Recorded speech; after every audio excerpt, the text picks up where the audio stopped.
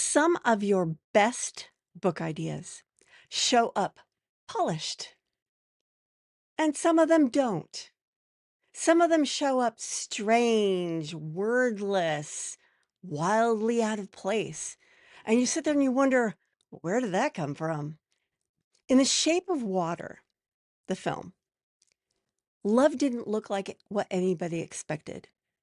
And sometimes your book ideas are just the same way. Creative bravery doesn't look ordinary. In this episode of Coffee with Karma, I'm going to be sharing with you 5 ways that you can recognize powerful ideas, the ones that feel odd or messy or maybe even too tender to trust. These are the ideas that don't ask for permission. They just pop into your head unbidden and they dare you to move forward with them. They may feel very odd, but if you let them in, if you entertain them, you may have a book that is unforgettable. Hi, my name is Carma Spence, and I help big thinkers, visionary leaders, executive coaches that are seasoned write, publish, and market client attracting books in as little as 4 months. And that includes idea, writing, and launch. If you are watching this on YouTube, please like this video, subscribe to my channel, and ring the bell so that the YouTube algorithm will share this and my other videos with other people who are searching for information on how to write client attracting books that grow their business. Win-win. So let's get to this. Idea number 1, embrace the strange idea, right? You're going to have some strange ideas. And sometimes they will work and sometimes they won't. But if you do not embrace them, you may miss out on something powerful. The creature was unlike anything else in that world. Not to us people who are moviegoers. We've seen that before. And he was unforgettable. The ideas that feel too weird, too weird, might be the ones that set your book apart. Number 2. Your idea doesn't need to justify its existence. It doesn't. It just is, and that's okay. Elsa didn't need approval to protect her truth. Your creative impulse is vivid. And even if no one gets it at first, it's worth entertaining. And like I said, you're going to have ideas that pan out and ideas that don't, and that's okay. But if you automatically poo-poo and hush aside the strange ideas that come to you, you may miss out on that unforgettable one. I mean, public speaking superpowers? That was a really strange idea when I came up with it. And it is my best book. It won 3 awards and became a bestseller. Sometimes you're crazy like a fox. Isn't that the phrase? Crazy like a fox? Anyway, let's get to number 3. Creativity lives outside the lab. In the movie, sterile science tried to understand the creature. But if you overanalyze your idea, you may miss out because sometimes you need to let wonder lead. Sometimes wonder at your idea, at the world in general, at your industry, wonder and curiosity can lead you to be able to zig where others zag.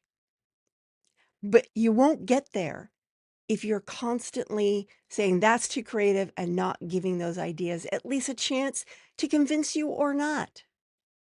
Now, if you're enjoying this video so far, I highly recommend grabbing my Write Book Roadmap that helps you write the right book.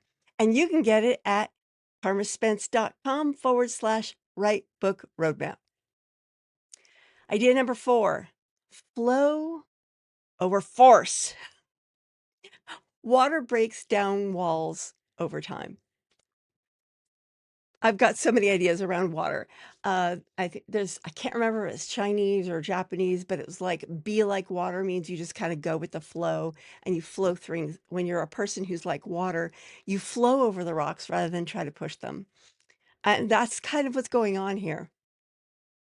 Your idea doesn't need to be perfect now.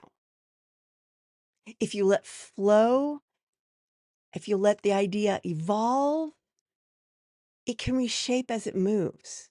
So, yes, when I first came up with the idea of public speaking superpowers, it was a little different than what the book ended up being. I initially thought of it as just going to be a bunch of interviews, and then it would be transcripts of that. But as I started interviewing people, I started realizing, wait, first of all, they were saying some of the same things over and over again. And number two, I thought it would be more valuable for me to frame all the brilliance they shared inside my own framework and pull that together and organize it in a way that made sense to people. And therefore, my book is now sort of like a public speaking 101 course in a book. And that was because I let the idea evolve over time. I didn't poo poo it. I didn't say it was too crazy. I just ran with it and let it evolve and grow and change as I worked on it. And finally, number 5, soak in the scene before you create. Water shapes to the container, and so do environments. Letting the setting, the mood, the atmosphere of your idea settle in, feel it. This is going to sound really woo. I know it does. But creativity is kind of woo sometimes. And when you feel through your idea, especially if you're kinesthetic like me, that's very important. Now, if you are not kinesthetic, this may not work for you. Then you need to, if you're visual, you need to see it through. And if you are auditory, you need to hear it through. But either way, whatever your learning style is, experience your idea, explore its corners, its nooks, its crannies. And only once it's fully expressed itself can you say, yes, I'm going to run with this, or that's a little too wild for me.